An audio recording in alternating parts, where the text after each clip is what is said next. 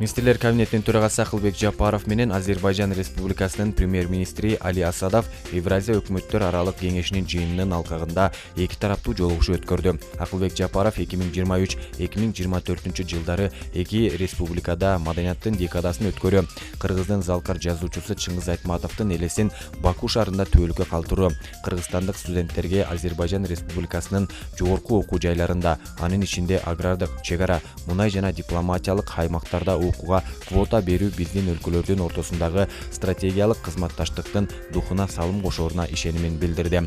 Азербайжан Республикасынын премьер-министри Али Асадов өз кезегинде меймандостук үчүн ыраазычылык билдирип, өз ара пайдалуу кызматташтыкты мындан арыда бекемдөөгө жана тереңдетүүгө даяр экендигин белгиледи.